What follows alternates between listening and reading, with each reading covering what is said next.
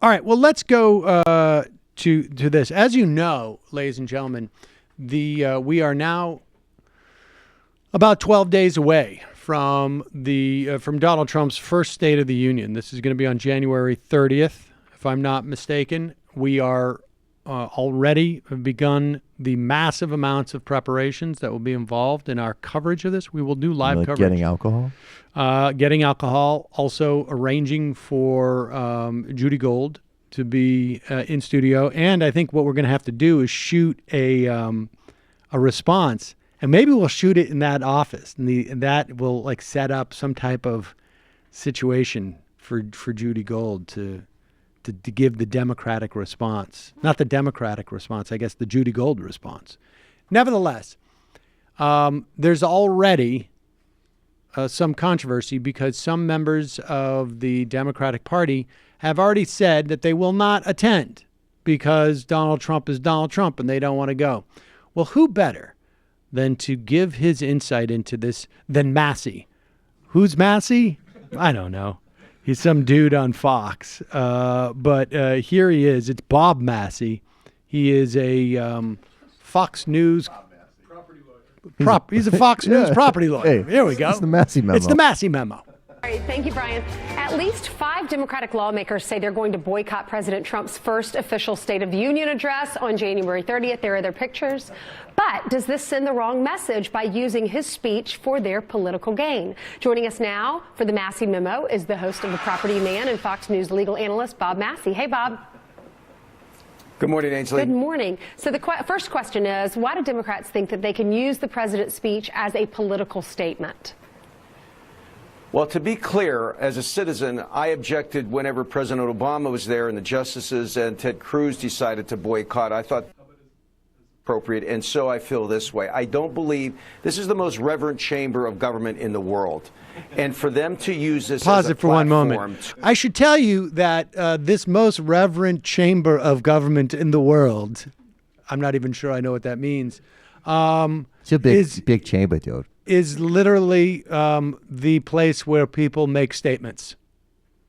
I would reverently. Just add. Reverently. Right. There you go. To basically send a message. I just shows disrespect to the office itself.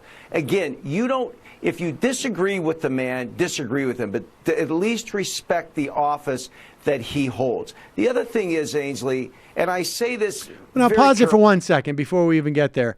Do we have that clip of the Republican yelling out, "You lie"? I mean, I actually think it's somewhat respectful to say, you know what? I can't sit there in good conscience and look at this guy deliver this speech. So I'm just not going to show up. I mean, that's basically, that to me is a fairly respectful way of approaching this, as opposed to, say, what this guy did back in the day, a Republican representative. I can't remember his name. Was it Rod? Joe Wilson. Joe Wilson. Here it is. There are also those who claim that our reform efforts would ensure illegal immigrants. This, too, is false. The reforms I'm proposing would not apply to those who are here illegally. It's not true. There you go. So someone yelling, so "You lie" in the middle of the speech. But let's get back to Bob's real point here. And this guy's a property lawyer, so I want to hear what he has to say about what's really going on with these 5 lawmakers who have announced that they're going to be skipping.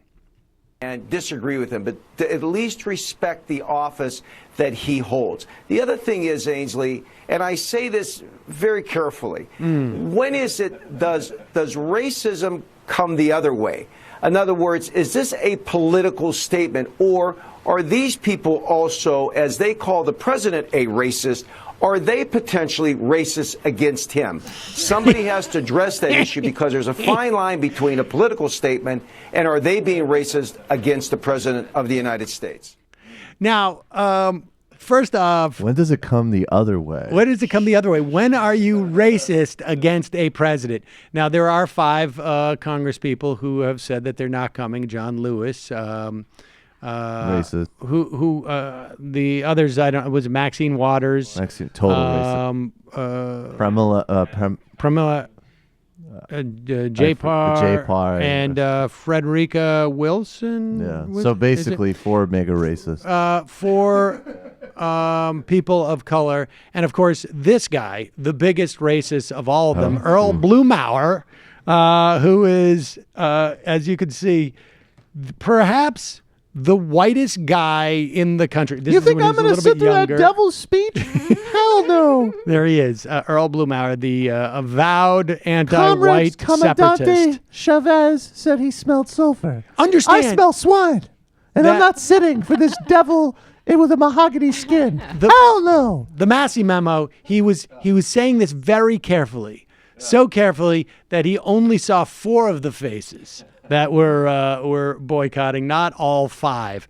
But I say this and then, not of course, carefully. I hate the devil and his mayo-drenched skin. Hi, I'm Earl Blumenauer. I so- represent Portland. the reason, of course, these lawmakers are not attending is because they have a real problem with white people holding elected office. That's the argument, right? That we're That's the hearing main from him? problem. That's right.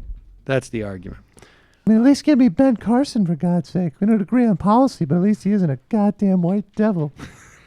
I mean, I tend to be pretty cynical about this kind of performative rejection of Donald Trump, but then I see the reaction it creates in Republicans and the degree to which they can dish it out but cannot take it in any way, shape, or form, and then it makes me happy. I know. It's pretty funny. Peep the bow tie, Nation of Islam, motherfuckers. There you go.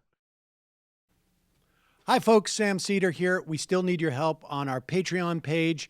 YouTube ads have come back, but not nearly as much as we had before. So if you can help us out, any little bit helps. Head over to our Patreon page right at this URL, and you'll help us keep helping you by making videos